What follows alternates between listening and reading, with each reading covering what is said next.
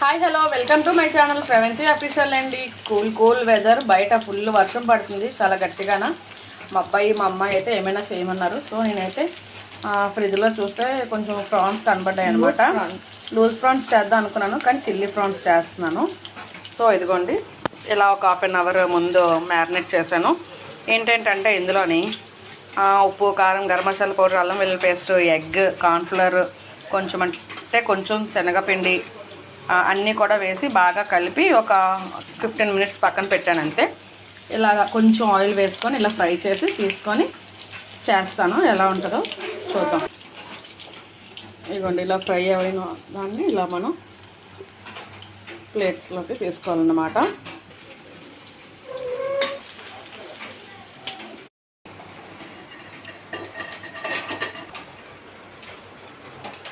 Onion, coriander ready పెట్టుకొని కొంచెం oil వేసుకొని ఆయిల్ బాగా హీట్ ఎక్కాలి.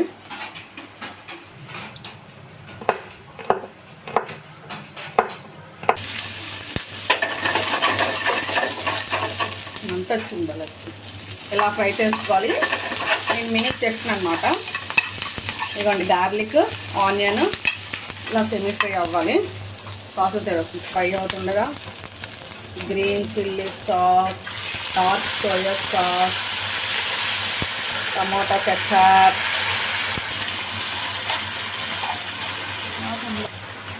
లైట్గా ఇలా ఫ్రై చేసుకోవాలన్నమాట.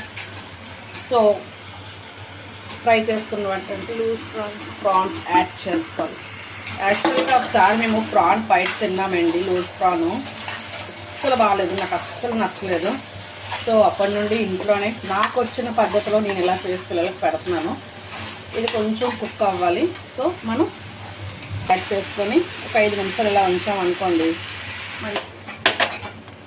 లెమన్,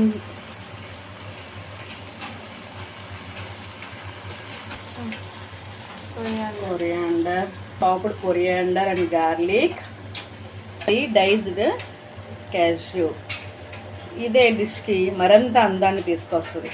సో మన డిష్ రెడీ అన్నమాట. కొంచెం టాస్ చేయాలి. Pure veg మైనాస్